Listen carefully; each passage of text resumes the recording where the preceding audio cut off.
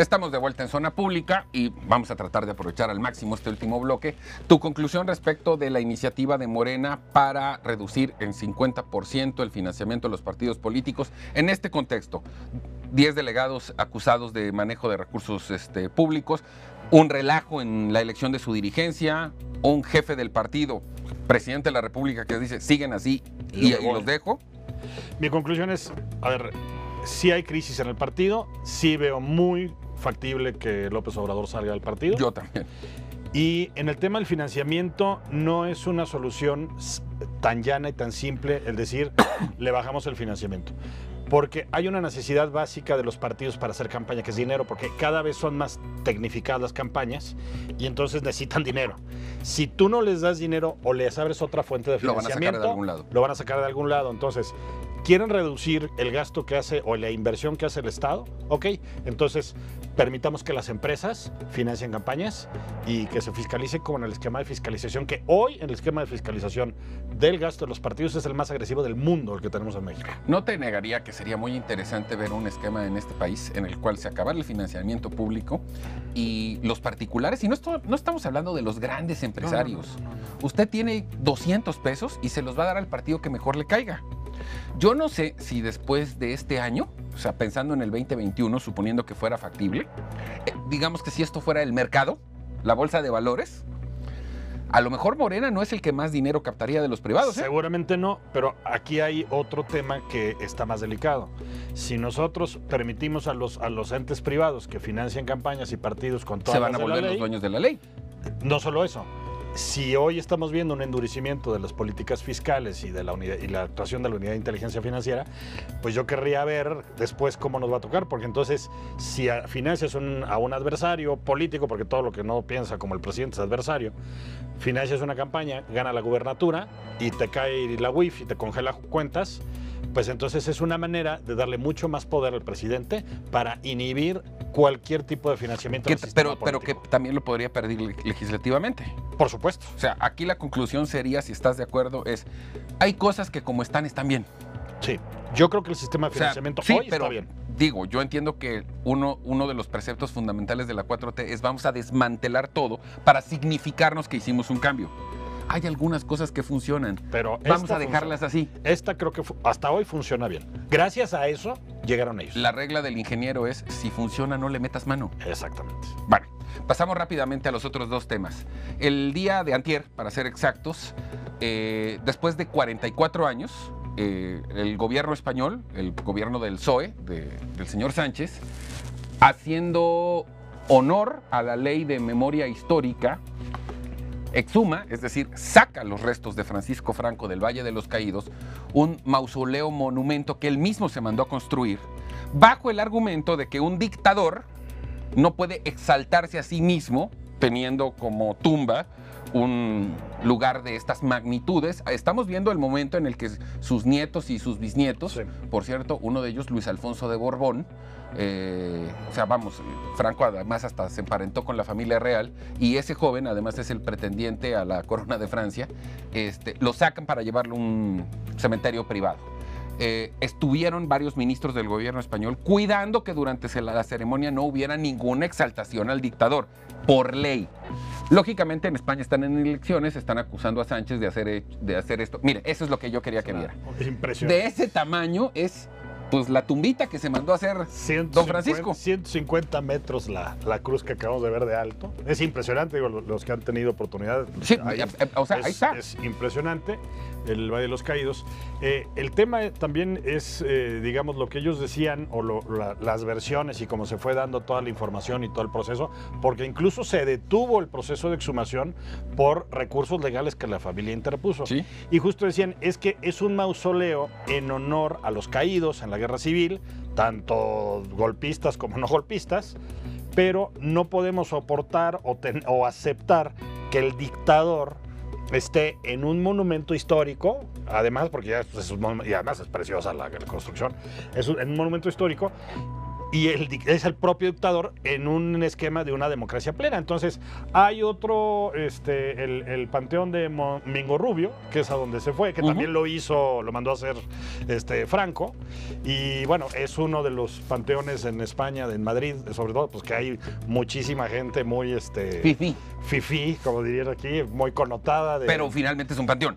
Pero finalmente es un panteón. No es un monumento. No es un monumento, digamos, es como pues, aquí el Panteón Francés o alguna cosa de esas.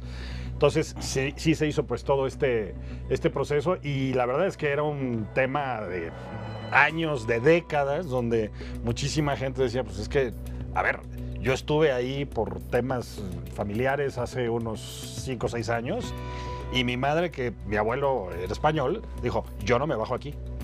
O sea, se quedó en el estacionamiento, pero sí es un tema había un tema de indignación. Pero es importante comentarlo, independientemente de que esto pareciera que está pasando muy lejos en España y que además es un asunto que lleva 44 años, porque lo que esto significa, y lo explicaste muy bien al principio, hoy en España están apenas consumando la maduración de una democracia.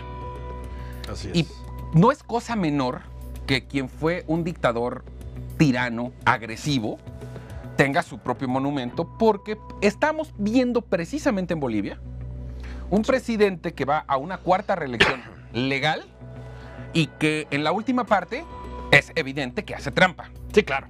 Y se impone.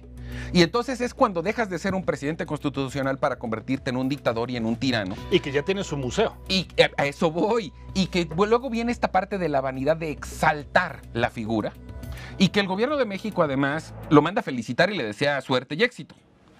Lo que pasó en España ayer con Franco, en referencia a lo que pasa en Bolivia y que puede pasar en cualquier país de Sudamérica, si no es que ya pasó en Cuba y en Venezuela, tiene que ver con que en esta modernidad, en esta sensación de que la figura política encarna todos tus deseos y te representa, no quiere decir que le vamos a poner una veladora en la sala de nuestras casas. No. Y que muchos menos ellos tengan esta vanidad y esta tentación de mandarse a hacer museos, mausoleos y perpetuarse en la historia como lo quiso hacer Francisco Franco, que finalmente, espero que descanse en paz, pero como debe de ser, en un panteón junto a su esposa. Sí. No en un lugar de estas magnitudes. De estas magnitudes. Ahora, el otro tema, que es Bolivia. Por eso, digamos, creo que hay que ser críticos de todo lo que hace el presidente hoy en México. Porque, ¿qué es lo que estamos viendo en Bolivia? Una 4ª reelección, unas instituciones súper débiles, puestas a modo, porque las ha ido debilitando, minando.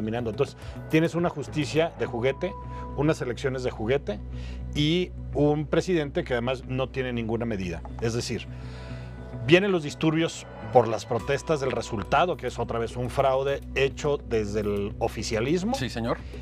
Y cuando la oposición sale a marchar a las calles, dice, quieren hacer un golpe de Estado, voy a un estado de excepción, es decir, un estado de emergencia, y eso me autoriza a cancelar garantías y aventarles al ejército. Entonces, lo que estamos viendo es que son tergiversaciones del manejo de la ley, de la Constitución, para perpetuarse en el poder.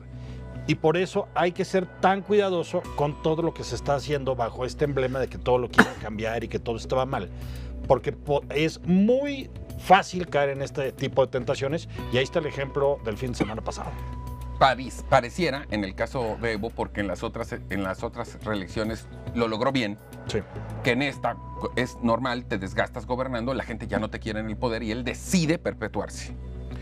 Pero esto pareciera que fue una decisión de última hora. El asunto es que cuando vemos los regímenes de Venezuela, de Bolivia, de Cuba, no, esto lo planean desde el principio. Sí, claro. Y lo van haciendo paso a paso. Por eso tanta insistencia en este programa, lo hemos dicho, el tema de la ley Bonilla, el tema de extinción de dominio, golpear al Poder Judicial, que por cierto ya está el proyecto de reforma del Poder Judicial, donde lo quieren arrasar, lo quieren someter al Senado. Porque hoy el Senado pues es todo López Obradorista, ¿no? Entonces, las designaciones de ministros de Consejo de la Judicatura, extinción de dominio, el terrorismo fiscal, y si después debilitas a los partidos para que tengan menos acceso a financiamiento y sean menos competitivos en elecciones, bueno, estamos hablando de un cóctel Molotov que... Pero lo que quiero decir es que aunque parezca exagerado, y sé que para algunas personas lo va a parecer, ya no me parece casual. No lo es. O sea, esto da la impresión de ser una estrategia planeada, con fechas, paso a paso.